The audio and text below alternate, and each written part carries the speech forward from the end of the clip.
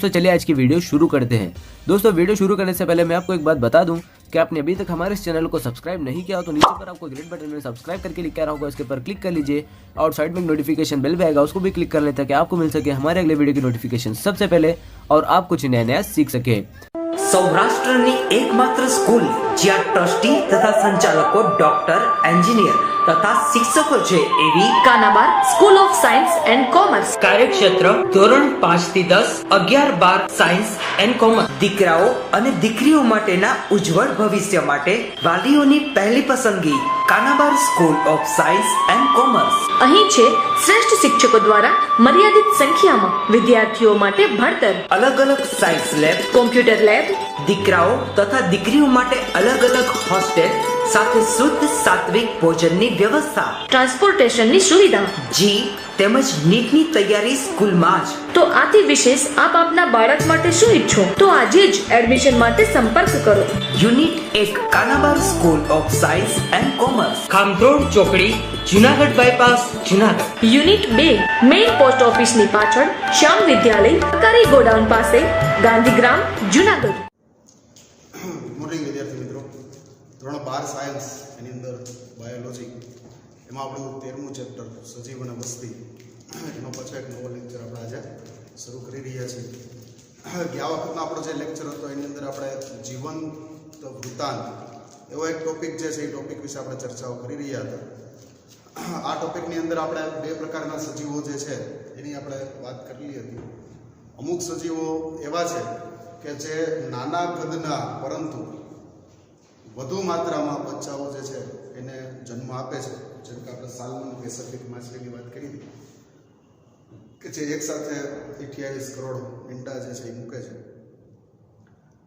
તો આ બધા જ ઈંડાઓ જો ફલિત થાય તો થોડાક જ સમયમાં સમુદ્ર જે છે એ સાલ્મન પેસિફિકથી ભરાય અને બીજી કોઈ માછલીઓને અહીંયા વસવાટ કરવા માટેનો કોઈ સ્પેસ અવકાશ જે છે એ મળતો નથી।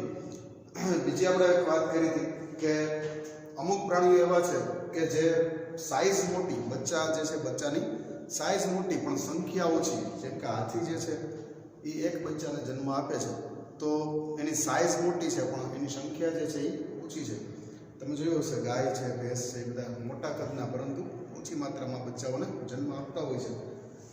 અને આપણે જે લેક્ચરની અંદર જે આપણો ટોપિક હતો એ ટોપિક કંઈક એવો હતો કે બેમાંથી કઈ પદ્ધતિ સારી, મોટા કદના પરંતુ ઓછી માત્રામાં બચ્ચાઓ વાળી થિયરી જે છે એ સારી છે કે પછી નાની સાઇઝના પણ વધારે ક્વોન્ટિટિવલી વધારે એવા બચ્ચાઓ વાળી થિયરી જે છે એ સારી છે, એના વિશે આપણે ચર્ચા કરતા હતા। પણ એનો જે નિચોડ હતો છે, છેલ્લો એનો નિચોડ હતો એવો હતો કે બેમાંથી કોઈ પણ વસ્તુ હોય બરાબર, એમાંથી બે પ્રકારની બે જે ઓપ્શન આપેલા છે આપણને, એ ઓપ્શન અને બી ઓપ્શન, તો આ બંને ઓપ્શનમાં કુદરતનો જે પ્રતિબંધ છે એ પ્રતિબંધ કાંઈક અંશે બધાની ઉપર લાગુ પડતો હોય છે બરાબર। દાખલા તરીકે સાલ્મન પેસિફિક જે છે એ ભલે એટલા બધા ઈંડા મૂકે પણ એના મોટાભાગના ઈંડા છે એ બીજા પ્રાણીઓનો ખોરાક બની જતો હોય છે, એટલા માટે એનું જે આયુષ્ય છે એ ઓછું હોય છે, એટલા માટે સમુદ્ર છે એ માછલીઓથી ભરાતો નથી। અને મોટા પ્રાણીઓ જે છે કે જેના બચ્ચાઓ સશક્ત છે તો એનો જન્મદર જે એ નીચો છે, મતલબ કે ઓછા બાળકો બચ્ચાઓને જન્મ આપે છે, એટલે એના કારણે પણ પ્રકૃતિ જે છે એ ભરાઈ જતી નથી। ટૂંકમાં પ્રકૃતિએ એક પ્રતિબંધ તમામ પ્રાણીઓ ઉપર લાદ્યો છે। આ પૃથ્વી જે છે એ તમામ પ્રાણીઓને જીવવા માટે આપી છે પણ સંપીને જીવવાનું છે, એકાબીજાનું પચાવી પાડીને જીવવાનું નથી થતું। દરેકે દરેક પ્રાણી, જેવી રીતે એક વનની અંદર સિંહ જે છે એને આપણે રાજા કહીએ તો હરણો કંઈ દુઃખી થઈને રહેતા નથી બરાબર। સિંહ ભલે હરણને ખોરાક બનાવે છે પણ આવી સિંહના ત્રાસવાળી પડકારજનક પરિસ્થિતિમાં પણ હરણ છે, સસલાઓ છે એની આ રહે છે અને પ્રજનન પણ કરે છે અને પોતાનું અસ્તિત્વ વર્ષોથી એને ટકાવી રાખ્યું છે। તો એ કુદરતના એક પ્રતિબંધના કારણે બરાબર સિંહની સંખ્યા જે છે એના ઉપર પણ કંટ્રોલ છે, કારણ કે એની ઉંમર છે એ 17 વર્ષની ઉંમર છે, 17 વર્ષ પછી ગમે એવો સિંહ હોય એ પણ વૃદ્ધ થઈને મરી જાય છે। તો આવી રીતે દરેકે દરેક ઉપર કાંઈક ને કાંઈક કંટ્રોલ જે છે એ કંટ્રોલ પ્રકૃતિએ રાખ્યો છે અને આ કંટ્રોલના કારણે કોઈ પણ નિવાસ સ્થાનની અંદર કોઈ એક સજીવ જે છે એ ખૂબ પ્રભાવી થઈ અને અન્ય સજીવોને કોઈ ખાસ પ્રકારની હાનિ પહોંચાડી શકતો નથી। તો આવી રીતનો કુદરતનો જે કંટ્રોલ છે, નિયમ છે, એને આપણે અહીંયા બાયોલોજીની અંદર આપણે શીખતા હોઈએ છીએ. હવે આગળનો આજનો જે આપણો ટોપિક છે, આજનો જે મુદ્દો છે, એ મુદ્દાની આપણે વાત આગળ વધારીએ. આજના ટોપિકની અંદર વસ્તી આંતરક્રિયા, આજનો જે ટોપિક છે એનું નામ છે વસ્તીની આંતરક્રિયા. વસ્તીની અંદર જે સજીવો છે એ સજીવો એકબીજાની સાથે શું આંતરક્રિયા કરતા હોય છે.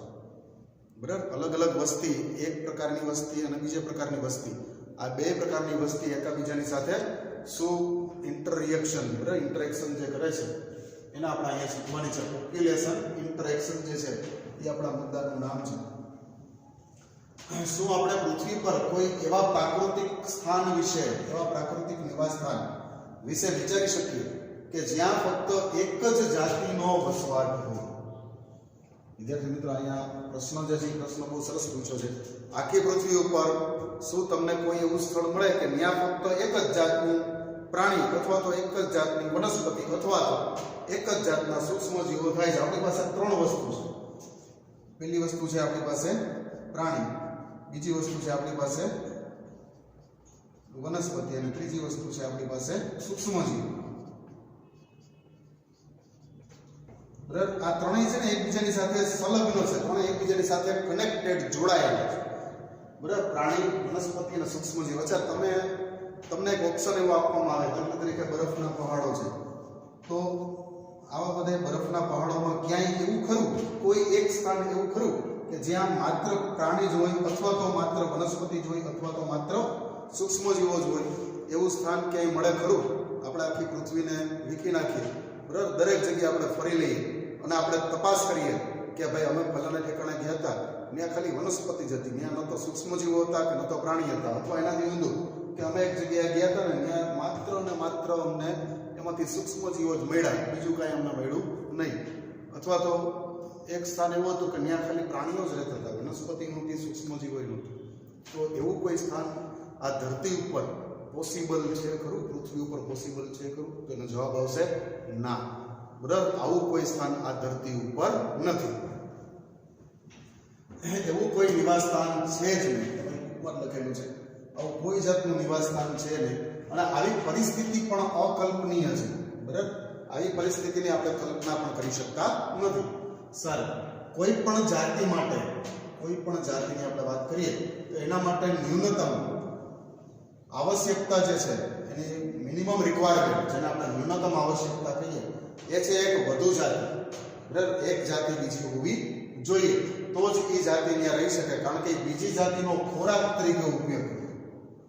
બરાબર, જીવસ્ય ભોજન, એવી યુક્તિ પ્રમાણે કોઈ એક જગ્યાએ એક પ્રાણી જે છે એ કોઈ દિવસ વસવાટ ના કરી શકે, કારણ કે પ્રાણી સજીવ છે તો એ પ્રાણી ખોરાક તરીકે બીજા પ્રાણી અથવા વનસ્પતિનો ઉપયોગ કરે.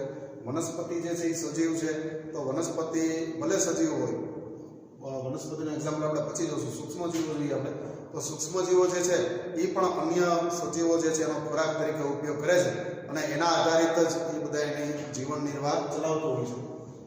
સારું, વનસ્પતિ જાતિ જે છે એની આપણે વાત કરીએ તો વનસ્પતિ જાતિઓ ભલે પોતાનો ખોરાક પોતાની મેળે તૈયાર કરે.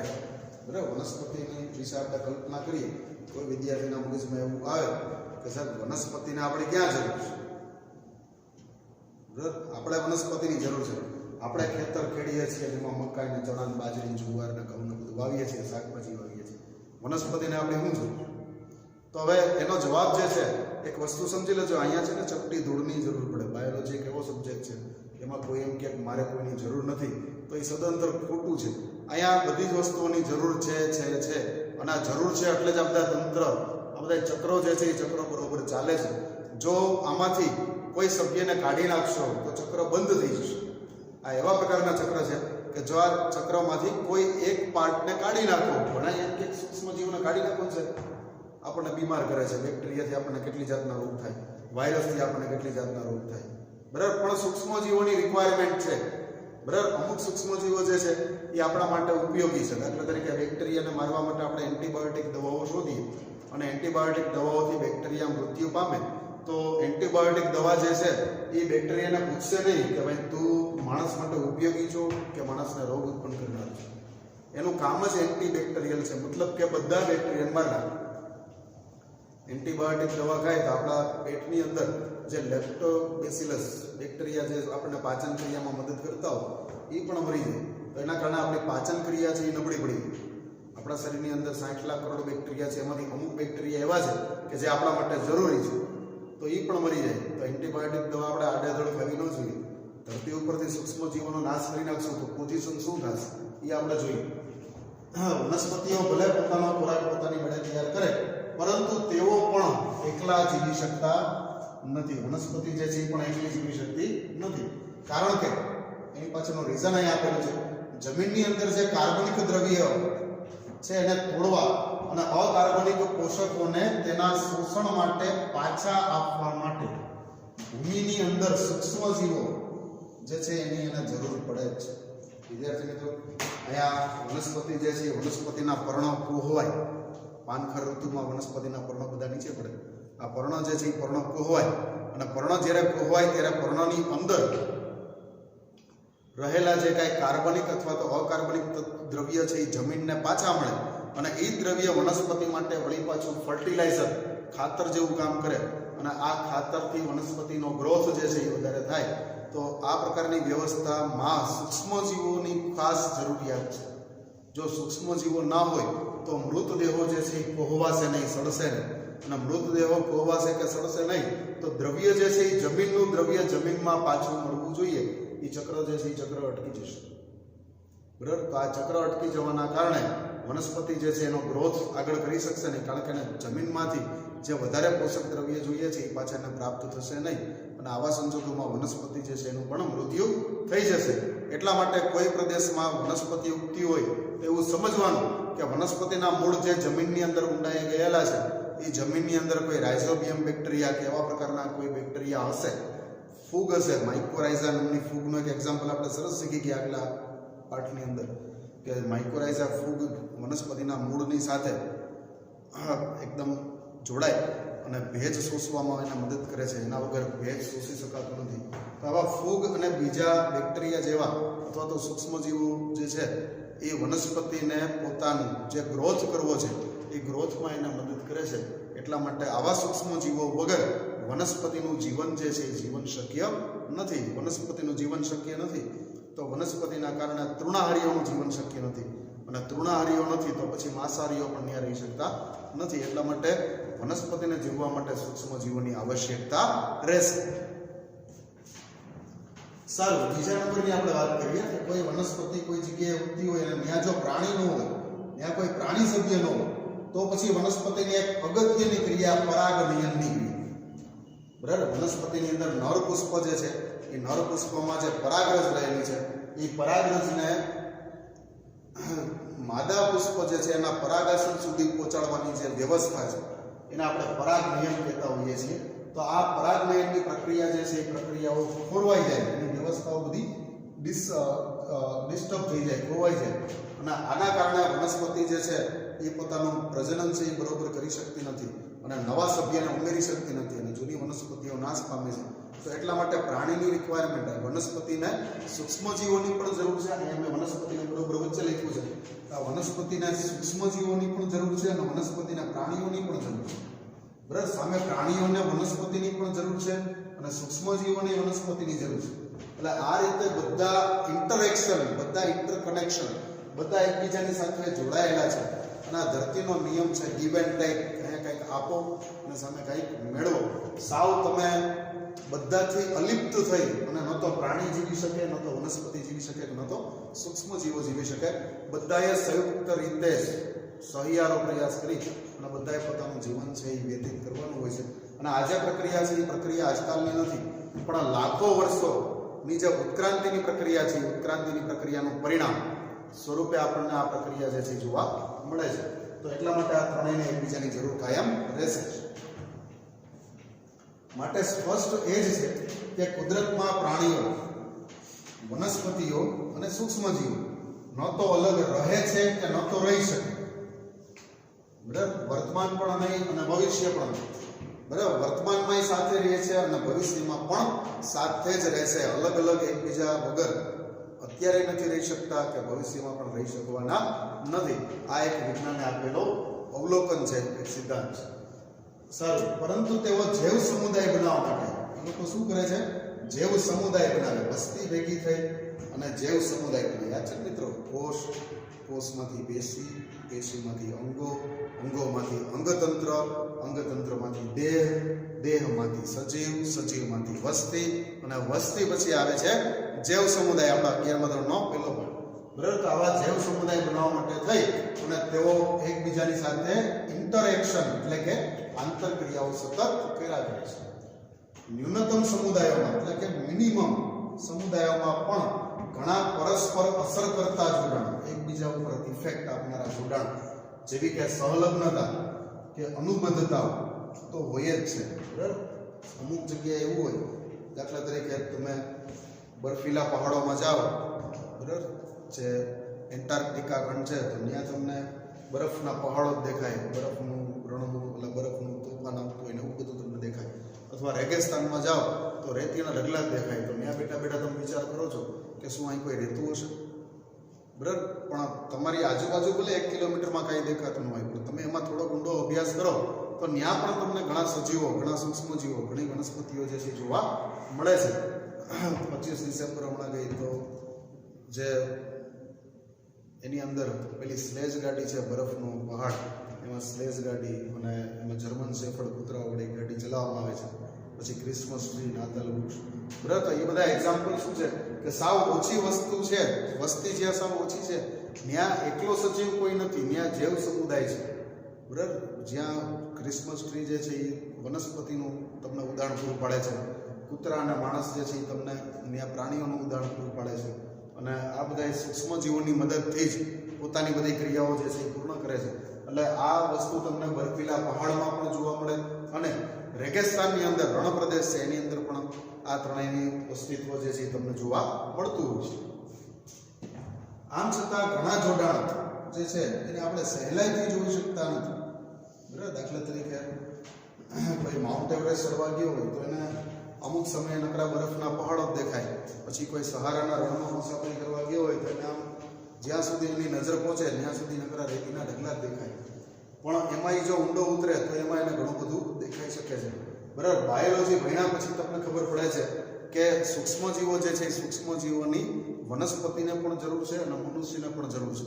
બાકી જ્યાં સુધી તમે બાયોલોજીના ભણ્યા નહોતા, ચિત્ર ભણ્યા નહોતા, ત્યાં સુધી તમને એવું લાગતું હતું કે સૂક્ષ્મજીવોના કારણે અમારા પાકમાં અમે કપાસ વાવ્યો હોય તો એમાં તકલીફ થાય છે, મગફળી વાવી હોય તેમાં મૂંડા આવી જાય છે, આમ થાય છે, તેમ થાય છે. અને ઘણા માણસોએ તો, ઘણા બાળકોએ, તમારા જેવા બાળકોએ તમને એવા સવાલ પૂછ્યા છે કે સાહેબ આપણે એવી દવાઓ ન બનાવી શકીએ કે એ એકવાર છાંટી દે એટલે ખેતરમાં કોઈ જાતનો સૂક્ષ્મજીવ આવે જ નહીં. મેં કીધું આવે બને, એવી દવા બની શકે, પણ તકલીફ એ થશે કે તારા ખેતરમાં પછી કાંઈ ઉગશે પણ. કારણ કે એ પ્રકારની દવા જો આપણે વાપરીશું તો જમીનમાં રહેલા સૂક્ષ્મજીવો, તમામ પ્રકારના સૂક્ષ્મજીવો નાશ પામશે.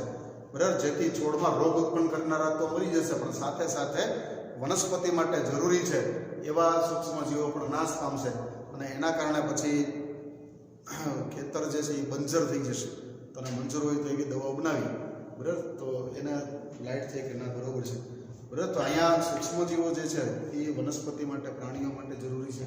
આપણે પણ એના માટે જરૂરી છીએ, કારણ કે આપણે એના હોસ્ટ એટલે કે યજમાન છીએ. એ લોકો આપણા મહેમાન છે, આપણી પાસેથી પોષણ મેળવે છે, બદલામાં આપણને કંઈક ફાયદો કરે છે. અમુક નથી કરતા અને અમુક જે છે એ આપણને ફાયદો કરે છે. તો આ પ્રકારની આખી વસ્તુ છે. હવે આની આગળનો પોઈન્ટ જે છે, આગળનો પોઈન્ટ જોઈએ. તમે બોર્ડ ઉપર અહીંયા જે મુદ્દાઓ લખ્યા છે એ મુદ્દાઓને વ્યવસ્થિત રીતે તમારી નોટમાં લખી લેજો.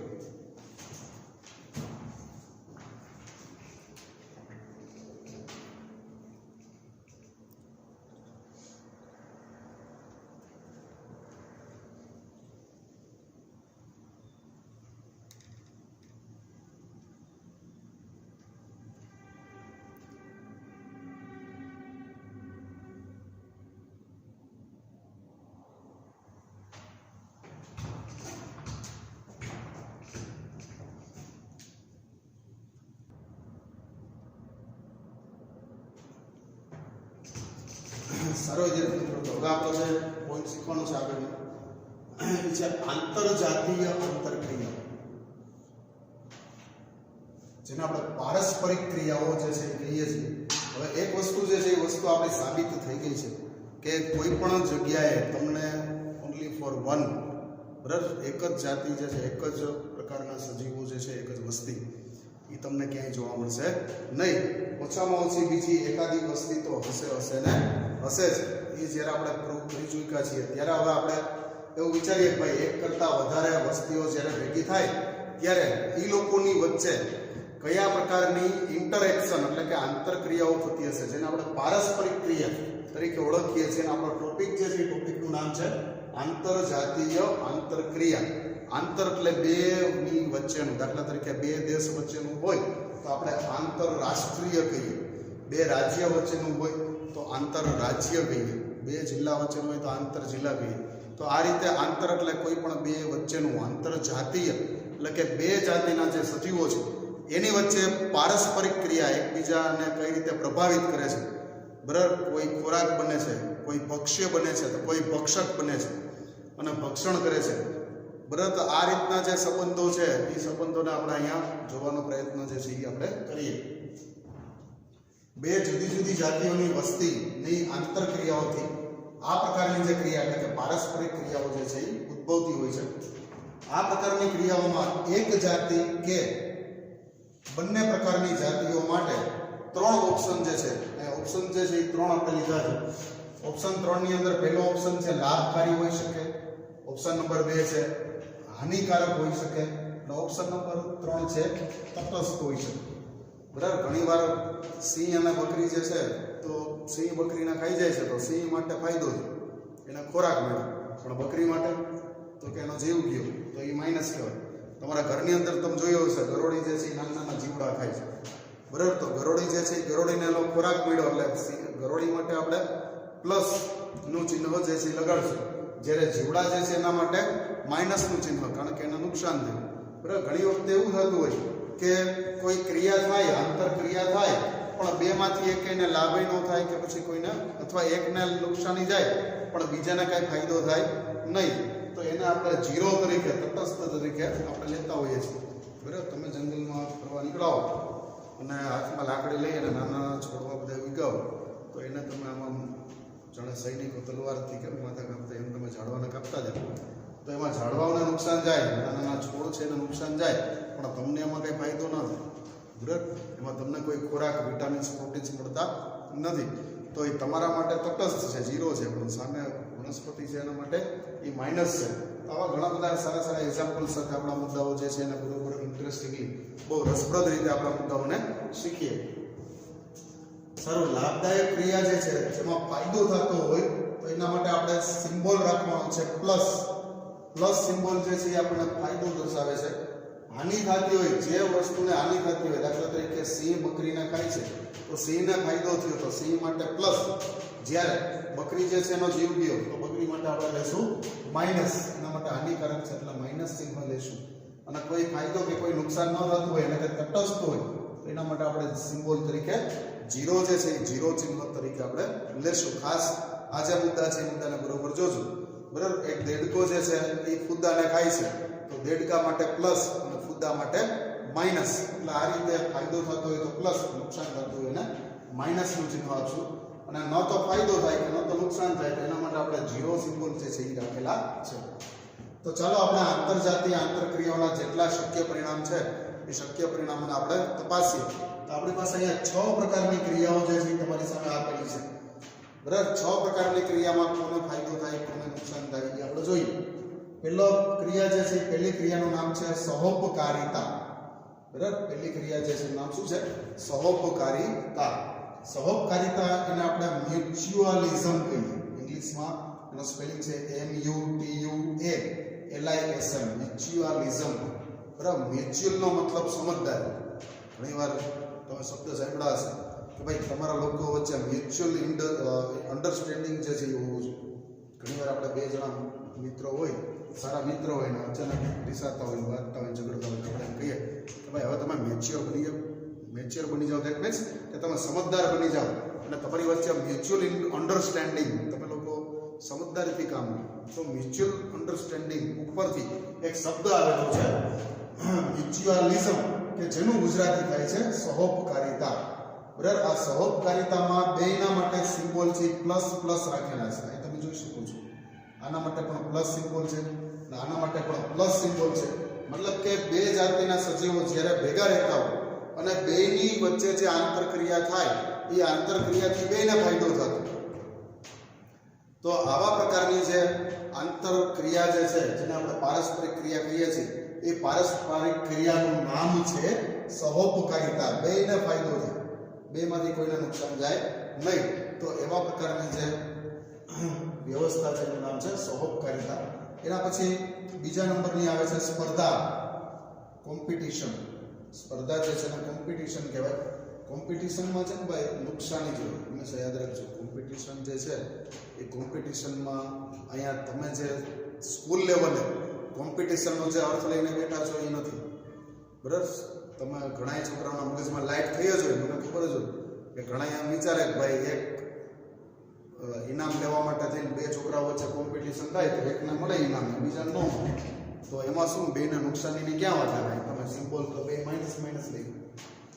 તો કોમ્પિટિશન જે છે એ કોમ્પિટિશનની વાત એવી કરું છું કે એના માટે એક એક્ઝામ્પલ લઈએ. દાખલા તરીકે કે એક હરણ જે છે એ શાંતિથી ઘાસ ચરે છે અને એના માટે થઈને એક બાજુથી અને બીજી બાજુ સામસામા બે સિંહ એના ઉપર એટેક કરે છે, બે કોમ્પિટિશન કરે છે. તો આ બેને ઝઘડતા જોઈને હરણ ભાગી જાય છે.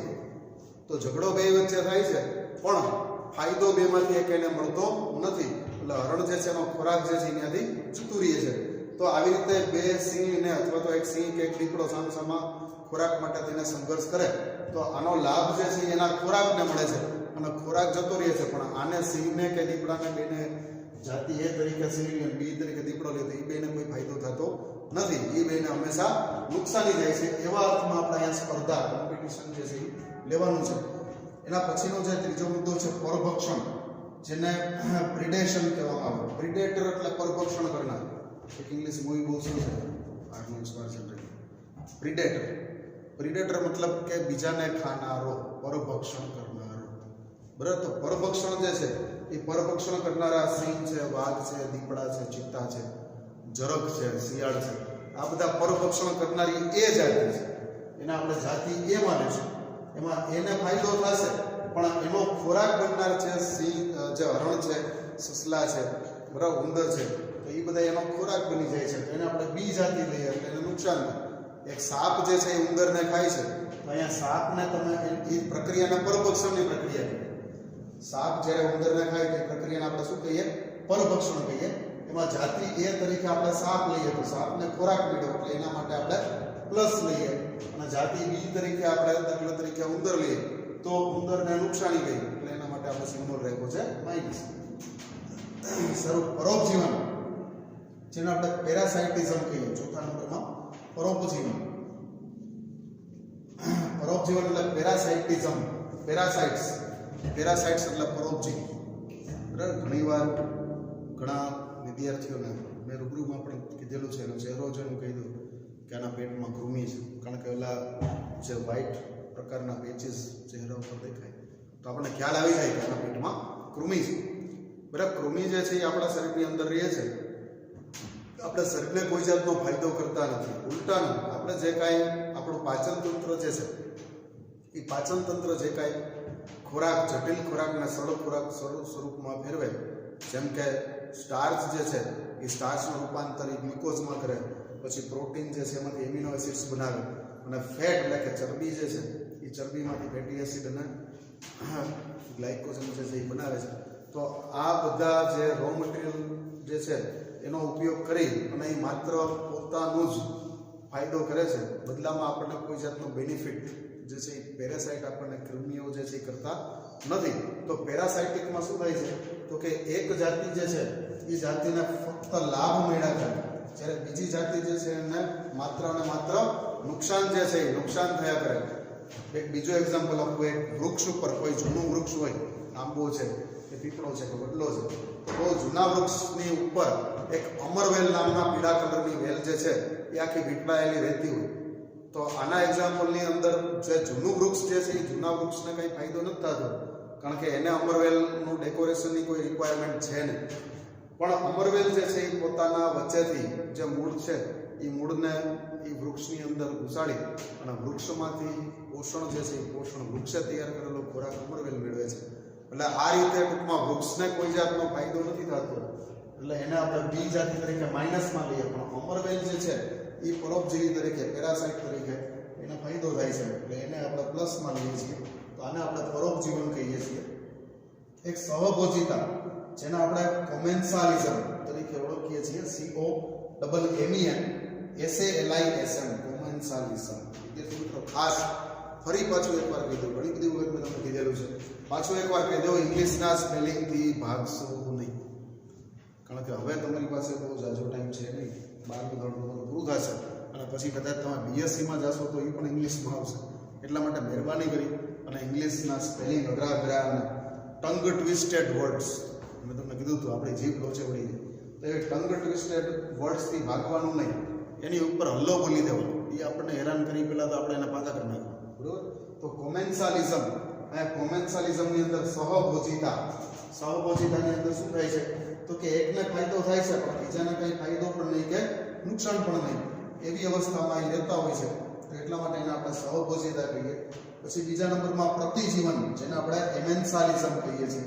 તો પ્રતિજીવનમાં જે જાતિ એ જે છે એને નુકસાન થાય છે, પણ બી જાતિ જે છે એને ન તો ફાયદો થાય કે ન તો નુકસાન થાય. એટલે એના માટે આપણે જીરો સિમ્બોલ્સ લીધેલા છે, બરાબર. ખાસ ફરી પાછું એક વાર અહીંયા લખીને કીધું કે જે જાતિને લાભકારક હોય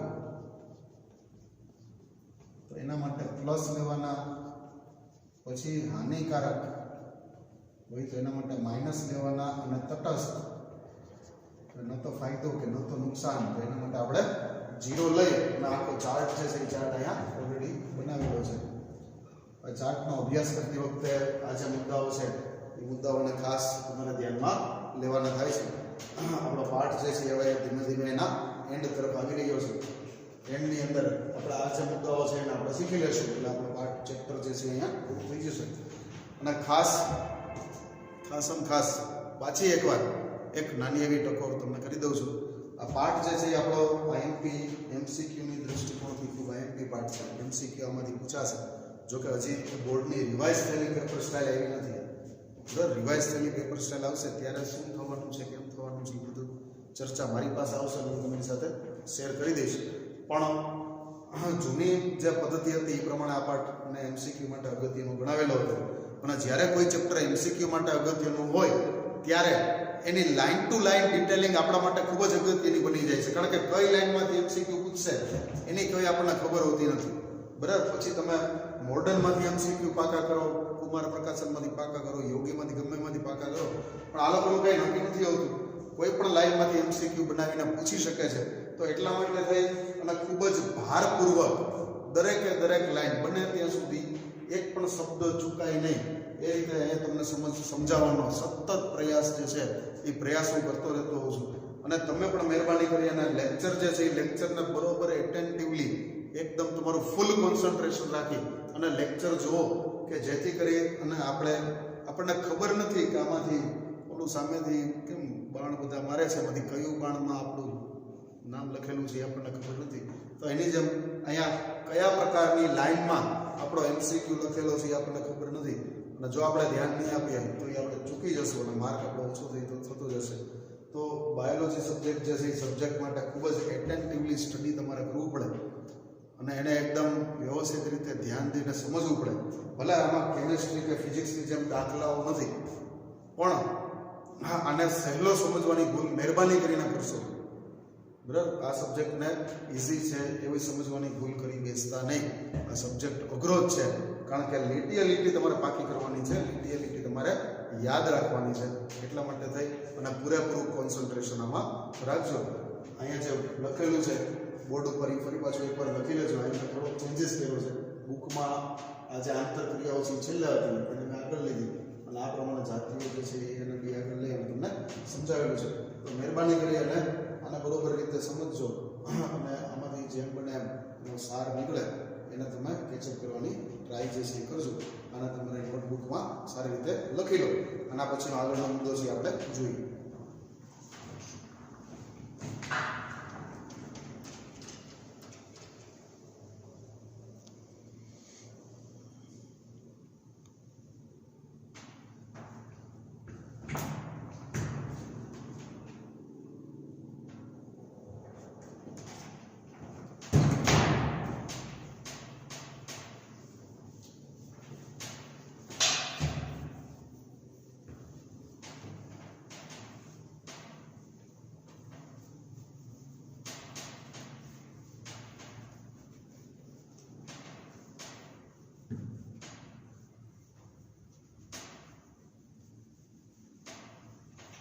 ખાસ મેં જે અંડરલાઈન કરેલા શબ્દ છે એના ઉપર પૂરેપૂરું ફોકસ કરજો. એમાંથી જ MCQ જે છે કાં તો એના ઉપરથી બનાવેલા MCQ હશે અથવા તો જે અંડરલાઈન કરેલા વર્ડ્સ છે એ જ ખાલી જગ્યા તરીકે પૂછાવો. આવા પ્રકારના પણ MCQ તમને પૂછાઈ શકે છે. એટલા માટે ખાસ એના ઉપર ફોકસ કરજો.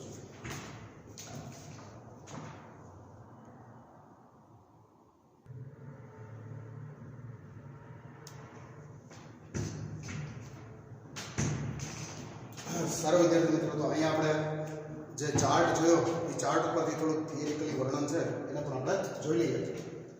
આંતરજાતીય ક્રિયાઓ એટલે કે પારસ્પરિક ક્રિયાઓની અંદર એકબીજાની સાથે પારસ્પરિક ક્રિયાઓની અંદર સહોપકારિતા, એ પહેલો શબ્દ લીધો છે સહોપકારિતા, જેની અંદર બંને જાતિઓને લાભ જ થાય છે. એટલા માટે અહીંયા સિમ્બોલ જે છે બે માટે પ્લસ પ્લસ, અહીંયા એ માટે પણ પ્લસ અને બી માટે પણ પ્લસ, એવા પ્રકારનો સિમ્બોલ આપણે આગળ જે ચાર્ટ બનાવ્યો હતો એ ચાર્ટની અંદર હતો. સારું, સ્પર્ધા જે છે એ સ્પર્ધાની અંદર બંને જાતિઓને નુકસાન જ થાય છે. તો એના માટે તેને જે સિમ્બોલ રાખેલા હતા એ એ અને બી આ બેને માટે માઇનસ માઇનસ એવા સિમ્બોલ જે છે એ સિમ્બોલ વડે આપણે એને દર્શાવેલા હતા. મેં તમને એક્ઝામ્પલ આપ્યું હતું ભાઈ સિંહ અને દીપડો એ બે માની લ્યો કે અથવા તો સિંહ અને ઝરખ બે અલગ અલગ જાતિના પ્રાણીઓ છે અને એ દાખલા તરીકે હરણની ઉપર એટેક કરવા માટે સ્પર્ધા કરે તો આમાં હરણ જે છે એ તકનો લાભ લઈને ભાગી છૂટે તો બેને ખોરાક ન મળે. એટલા માટે એ બેને નુકસાની જે છે એ નુકસાની થતી હોય છે. એના પછી આપણે પરોપજીવન અને પરભક્ષણમાં બંનેમાંથી ફક્ત એક જ જાતિને લાભ થાય, જ્યારે બીજી જાતિ જે છે એ બીજી જાતિને લોસ જાય છે, નુકસાન જાય છે. તો એના માટે આપણે સિમ્બોલ જે રાખ્યા હતા એ અને બી, તો આમાં એ જે છે એને પ્લસ અને બી જે છે એને માઇનસ, એટલે કે એક જાતિને ફાયદો થાય અને એક જાતિને નુકસાન થાય. પરભક્ષણના એક્ઝામ્પલમાં દેડકો અને ફૂદો, તો દેડકો જાતિ એ લઈએ એને ફાયદો થાય અને ફૂદા જે છે જીવડા એ જાતિ બી લઈએ તો એને નુકસાન થાય. પરોપજીવન જે છે એ પરોપજીવનની અંદર આપણા પેટમાં રહેલા કૃમિ અથવા તો એક વૃક્ષ અને અમરવેલ, તો આની અંદર આપણે એના યજમાન છીએ તો આપણને નુકસાની થાય પણ એને ફાયદો થાય. એટલે પરોપજીવીઓ પેરાસાઇટને ફાયદો થાય પણ એ પેરાસાઇટ જે યજમાન ઉપર જીવતા હોય યજમાન માટે માઇનસની નિશાની જે છે એ વપરાય છે કારણ કે એને નુકસાન થાય. પરોપજીવન ગુજારતા જે સજીવો છે એને આપણે પરોપજીવી તરીકે ઓળખીએ અને પરભક્ષણ કરનાર સજીવો જે છે એને આપણે પરભક્ષી તરીકે ઓળખીએ છીએ. તથા આ પારસ્પરિક ક્રિયા અન્ય જાતિ માટે નુકસાન કરતા હોય છે. મતલબ કે પરોપજીવી અને પરભક્ષીને ફાયદો, પરોપજીવી માટે પ્લસ, પરભક્ષી માટે પ્લસ, પણ બીજી જાતિ કે જેના પર પરોપજીવન ગુજારે છે અથવા તો જેનું પરભક્ષણ કરે છે એના માટે સિમ્બોલ જે છે એ માઇનસ ના થશે. એટલે આની અંદર આપણે જે સિમ્બોલ રાખેલા છે કે એ માટે પ્લસ અને બી માટે માઇનસ એ યથાર્થ છે. ત્યાર પછી આપણે આવી જ પારસ્પરિક ક્રિયા કે જ્યાં એક જાતિને લાભ થાય પણ અન્ય જાતિ જે છે એને ન તો કોઈ જાતનો લાભ થાય કે ન તો કોઈ જાતનું નુકસાન થાય, તો એને આપણે સહભોજિતા તરીકે આપણે ઓળખીએ છીએ. સહભોજિતામાં દાખલા તરીકે એ જાતિ છે એને ફાયદો થાય એટલે એ માટે થઈને આપણે પ્લસ લખીએ, પણ બી જાતિ જે છે એને ન તો ફાયદો ન તો નુકસાન, એના માટે આપણે લખીએ છીએ 0. બરાબર, એટલા માટે 0 જે છે એ તટસ્થની નિશાની છે તો એ બી માટે તટસ્થ છે પણ એ માટે ફાયદાકારક છે તો એને આપણે સહભોજિતા તરીકે ઓળખીએ છીએ. જ્યારે એના પછીનો જે છેલ્લો છઠ્ઠો નંબર જે છે એ છે પ્રતિજીવન. છેલ્લા નંબર છઠ્ઠો નંબર આવે છે પ્રતિજીવન, જેમાં એક જાતિને હાનિ થાય છે પણ બીજી જાતિ જે છે એને ન તો ફાયદો થાય કે ન તો નુકસાન થાય, એ અપ્રભાવિત રહે છે. તો એમાં આપણે એ માટે લખીએ માઇનસ અને બી માટે લખીએ છીએ આપણે 0. બરાબર, તો એકને નુકસાની થાય પણ બીજાને કોઈ ખાસ ફાયદો થતો નથી તો એને આપણે a માઇનસ અને b 0 તરીકે ચિહ્નિત કરતા હોઈએ છીએ. સારું, હવે અહીંયા અગત્યનો જે મુદ્દો છે, ખાસ અગત્યનો, આમાંથી MCQ પૂછી શકાય એમ છે, પરભક્ષણ, પરોપજીવન અને સહભોજન. આ ત્રણેય વસ્તુની આપણે વાત કરી. પરભક્ષણ, પરભક્ષણ, પછી આ પરોપજીવન અને આ સહભોજિતા. અહીં મને સ્ટાર વડે દર્શાવું છું, પરોપજીવન, પરભક્ષણ અને સહભોજિતા. આ ત્રણેયની અંદર આ ત્રણ મુદ્દા જે છે આ ત્રણેય મુદ્દાની અંદર ફિઝિકલી ટચ જે છે એ જરૂરી છે. આ ત્રણેય વસ્તુની અંદર પારસ્પરિક ક્રિયાઓ કરવાવાળા આ ત્રણેયમાં એક સામાન્ય વિશેષતા, એનું એક કોમન જે એની કેરેક્ટરિસ્ટિક્સ છે એવા છે કે પારસ્પરિક ક્રિયાઓ કરવાવાળી બંને જાતિ A અને જાતિ B આ બંને એકબીજાની ખૂબ જ નજીક હોય છે. આ એક મુદ્દો જે છે એ મુદ્દો બરોબર જોજો. ટોટલી આપણે 6 પારસ્પરિક ક્રિયાઓ જે છે એ 6 પારસ્પરિક ક્રિયાઓ આપણે જોઈ. આ 6 પારસ્પરિક ક્રિયાઓની અંદર આ 3 પારસ્પરિક ક્રિયા એવી છે કે જેની અંદર ફરજિયાતપણે A અને B જે છે એનો શારીરિક સંપર્ક હોવો જોઈએ, બે એકબીજાની નજીક હોવા જોઈએ, તો જ આ ક્રિયાઓ જે છે એ થઈ શકે છે. બાકી આ ક્રિયાઓ જે છે એ થઈ શકતી નથી. આ જે મુદ્દો છે એ મુદ્દાને બરોબર પ્રોપરલી મગજની અંદર ફિટ બેસાડી દેજો. સારું, આ સાથે અહીંયા આપણો લેક્ચર જે છે એ લેક્ચરને આપણે પૂર્ણ કરીએ છીએ. બરાબર, તમને 1 મિનિટનો ટાઈમ આપું છું, એમાં તમારા નોટ્સમાં લખી નાખજો એને સ્ટોપ કરીને, અને આનું જે ડેઇલી વર્ક છે એ ડેઇલી વર્ક તમને આપી દઉં છું.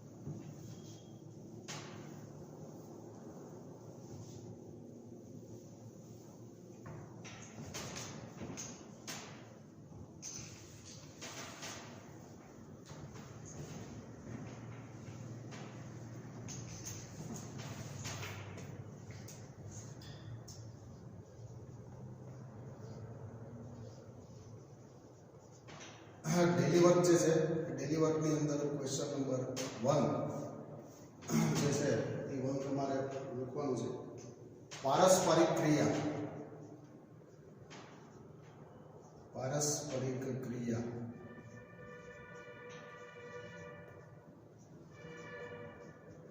એટલે શું? બરાબર, પારસ્પરિક ક્રિયાઓની અંદર તમારે પારસ્પરિક ક્રિયાઓની જે ડેફિનેશન છે એ ડેફિનેશન લખવાની છે. ઉદાહરણ આપીને સમજો. બરાબર, ક્વેશ્ચન નંબર 2 પારસ્પરિક ક્રિયાનું ઉદાહરણ.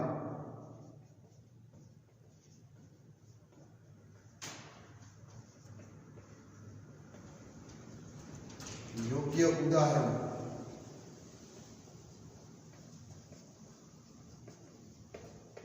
બરાબર, જેની અંદર તમારે વનસ્પતિ જે છે એ વનસ્પતિને કઈ રીતે સૂક્ષ્મજીવોની જરૂર પડે છે એના વિશે તમારે લખવાનું છે. ક્વેશ્ચન નંબર 3 જે છે એ પારસ્પરિક ક્રિયા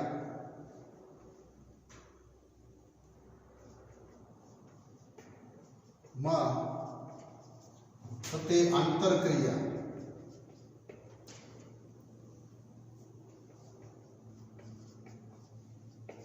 ઓનો ચાર્ટ દોરો.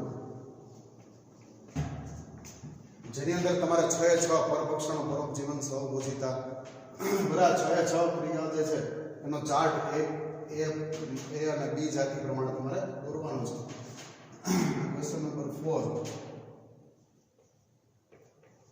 પરોપજીવ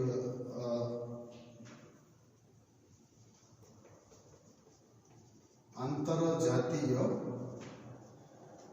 આંતરક્રિયાઓ સમજાવું, જેની અંદર છેલ્લે હમણાં થોડાક જ આગળ થોડી વાર પહેલા જ જે તમને અલગ અલગ ડેફિનેશન્સ બધી અહીં લખેલી હતી એ લખાણ જે છે એ તમારે લખવાનું છે. તો આ 4 ક્વેશ્ચન જે છે એ ક્વેશ્ચન તમારા આજના ડેઈલી વર્કમાં આપેલા છે.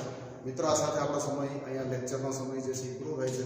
ફરી પાછા નેક્સ્ટ લેક્ચરમાં આપણે ફરી પાછા મળીશું અને આ બધા વિશે જે આપણે અહીંયા જોઈ ગયા પરોપક્ષણ અને પરોપજીવનના સહભોજિતા એના વિશે આપણે ડિટેલમાં માહિતી મેળવી અને આપણો નવો લેક્ચર જે છે એ સ્ટાર્ટ કરીશું. સારું, ત્યાં સુધી ફરી મળશું. ત્યાં સુધી અમને રજા આપજો. આવજો. Thank you very much.